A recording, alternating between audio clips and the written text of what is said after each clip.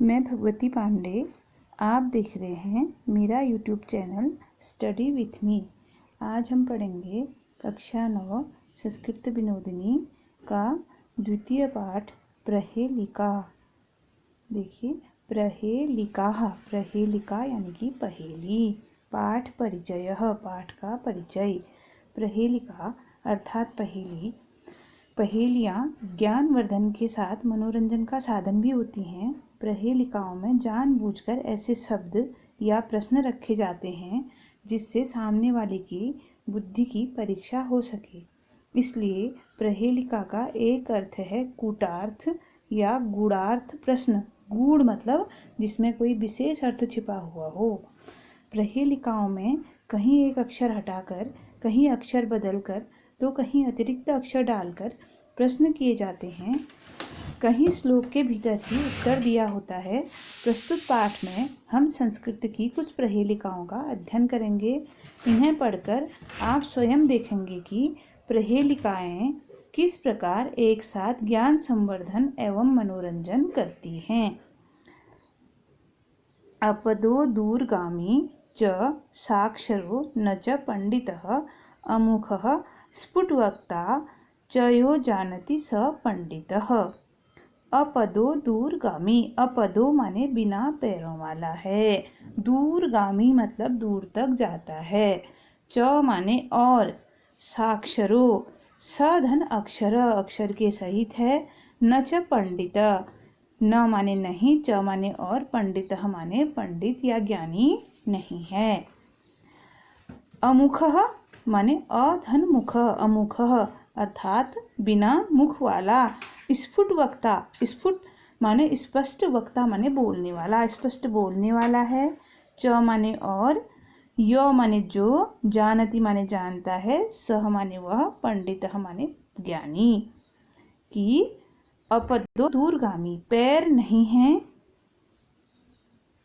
किंतु दूर तक जाता है। साक्षरो न च पंडित, साक्षर है, अक्षर के ज्ञान है, उस अक्षर से युक्त है किंतु ज्ञानी या पंडित नहीं है। अमुखः मुख नहीं है। स्फुट वक्ता फिर भी स्पष्ट बोल सकता है। यो जानति स पंडितः, और जो इसके विषय में जानता है वही व्यक्ति पंडित अर्थात बुद्धिमान है। तो बेटा देखिए, पत्र इस पहेली का उत्तर है क्योंकि पत्र के पैर नहीं होते हैं। अपदो दूरगामी फिर भी वह दूर तक जाता है। पंडित न च साक्षर, साक्षर तो होता है, अक्षर होते हैं उसमें, लेकिन वह स्वयं पंडित नहीं है, ज्ञानी नहीं है। अमुख मुख नहीं होता है। स्फुट वक्ता लेकिन अपनी बातों को क्या कर देता है, स्पष्ट रूप से, उसमें जो बातें लिखी रहती हैं पढ़ने वाला व्यक्ति उसकी बातों को स्पष्ट रूप से समझ सकता है।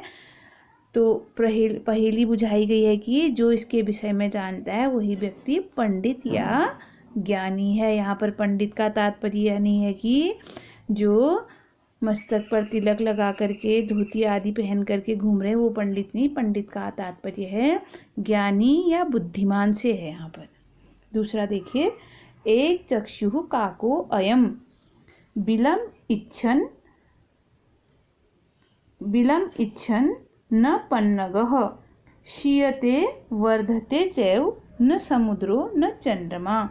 एक चक्षुः न, एक चक्षु, एक माने एक, चक्षु माने आँखें, न माने नहीं, काको माने कौवा, अयम माने यह, बिलम माने बिल में, इच्छन माने इच्छा करता है, न माने नहीं, पन्नगः माने सर्प। क्षीयते माने घटना, वर्धते का तात्पर्य होता है बढ़ना, वृद्धि करना। चैव च धन एव, और यह न माने नहीं, समुद्रो माने समुद्र, न चंद्रमा नहीं चंद्रमा। एक चक्षु काको है, एक ही आँख है, एक चक्षु वाला है अर्थात एक आँख वाला है। न काकोयम किंतु यह कौवा नहीं है क्योंकि कौवे को भी एक चक्षु कहा गया है। बिलम इच्छन्न पन्नगः, बिलम माने बिल की, बिल में छेद में जाने की इच्छा करता है। न पन्नगः किंतु सर्प नहीं है क्योंकि आपको पता है सांप भी बिल में जाता है। तो बिल में जाने की इच्छा करता है, किंतु पन्नग अर्थात सांप नहीं है। क्षीयते वर्धते, घटता रहता है और बढ़ता रहता है। न समुद्रो न चंद्रमा, समुद्र भी नहीं है और चंद्रमा भी नहीं है, क्योंकि आपको पता है समुद्र में जब ज्वार भाटा आता है तो वो घटता बढ़ता है, और चंद्रमा भी पाक्षिक रूप में प्रतिपदा से धीरे धीरे बढ़ता है और पूर्णिमा को वो पूरा हो जाता है।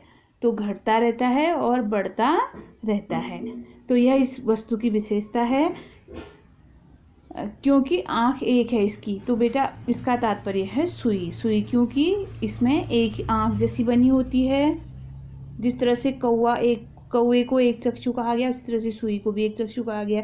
बिलम इच्छन, बिलम इच्छन का तात्पर्य है कि जब हम कोई चीज़ सिलते हैं सुई से तो वो क्या होता है, छेद में जाता है, अंदर जाता है, बाहर आता है, घटता बढ़ता है। जब कपड़े के अंदर होता है तो छोटा हो जाता है, जब हम उसको बाहर खींच लेते हैं तो बढ़ जाता है।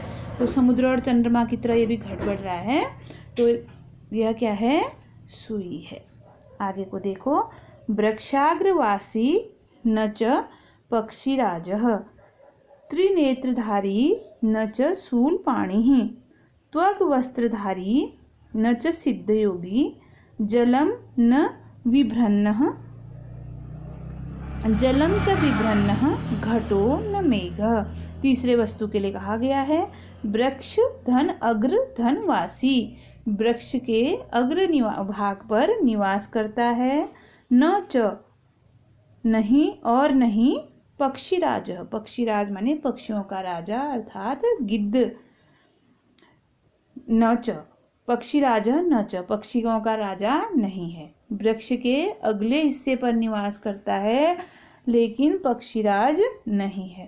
त्रिनेत्रधारी, तीन आँखों वाला है। त्रिनेत्रधारी, तीन आँखों वाला है, तीन नेत्रों वाला है। न च शूलपाणि, शूलपाणि माने होता है शिव, शिव के हाथ में होता है त्रिशूल, तो उसको उनको शूलपाणि कहा जाता है। पाणि माने हाथ, शूल माने त्रिशूल या जो भी है नुकीला जो ऐसी लाठी जिसका अग्रभाग नुकीला होता है उसको शूल कहा जाता है। उसे कांटे को भी शूल कहा जाता है। तो शूलपाणि शिव का पर्यायवाची है। तो त्रिनेत्रधारी, तीन नेत्र वाला है। शूलपाणि न च, किंतु वह शिव नहीं है।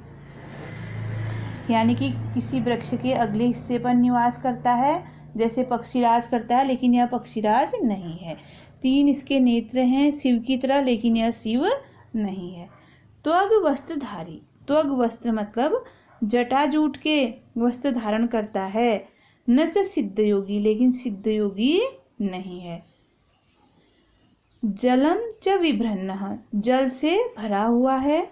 घटो न मेघ, घड़ा भी नहीं है, और मेघ, मेघ मतलब बादल भी नहीं है, क्योंकि घड़े के अंदर भी हम पानी भरते हैं और मेघ बादलों में भी जल होता है। जल धारण करता है लेकिन यह घड़ा भी नहीं है और बादल भी नहीं है।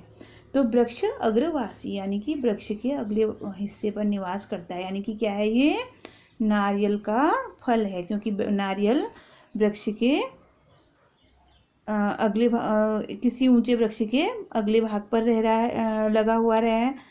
तीन नेत्र हैं इसमें, आपने नारियल को देखा होगा तो तीन आंखें बनी होती हैं उसमें। तो यह क्या है, तीन नेत्रों वाला है लेकिन शिव नहीं है। जटा वाले वस्त्र धारण करता है लेकिन सिद्ध योगी नहीं है। जल को धारण करता है, बादल और घड़ा नहीं है। तो क्या है, ये नारियल है। अगला देखो, कन संजघान कृष्णः, का शीतल वाहिनी गंगा, केदार पोषणरतः, कम बलवंत न बाधते शीतम। अब उनमें तो हमने जो तीन प्रहेलिकाएं पढ़ी थी उनमें लक्षण दिए थे तो हमने पहचानना है, लेकिन इसमें क्या है, शब्दों का हेर फेर करके इसी प्रहेलिका से इसी का उत्तर बन जाता है। देखिए, कन संजगान कृष्णः, कम माने किसने, किसको, सन जघान माने मारा, कृष्ण माने कृष्ण ने, कन संजघान, जघान माने होता है मारना, कृष्ण माने कृष्ण ने किसको मारा, का शीतल वाहिनी गंगा, का माने कहाँ है, शीतल माने ठंडी, वाहिनी बहने वाली गंगा, शीतल बहने वाली गंगा कहाँ है। के दार पोषण रतः, के माने कौन, दार माने स्त्री के, पोषण रता माने पोषण में लगे हुए हैं, कम माने किस, बलवंत माने बलवान को, न माने नहीं, बाधते माने बाधा देता है, शीतम माने ठंडा। अब देखो इसका कैसे बनेगा, इसको हम मिला देंगे, शब्दों का हेर फेर कर देंगे तो इसका उत्तर बन जाएगा कंस जघान कृष्ण। अगर हम इसको तोड़ के करें, देखो कंसन जघान कृष्ण माने कृष्ण ने किसको मारा, इसी में उत्तर बन जाएगा कंस जघान कृष्ण, कृष्ण ने कंस को मारा।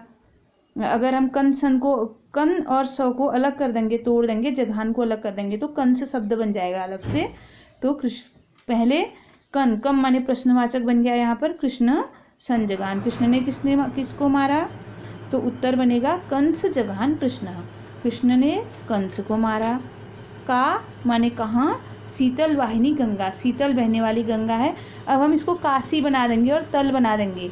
अगर इन शब्दों को हम तोड़ देंगे, काशी तल वाहिनी गंगा, तो गंगा कहाँ बह रही है, काशी के तलहटी पर, काशी नामक शहर के तलहटी पर या तल पर बह रही है काशी तल वाहिनी गंगा, गंगा काशी के तल पर बहती है। केदार माने फसलों के पोषण रता, फसलों के पोषण में कौन लगा रहता है, किसान लगे रहते हैं।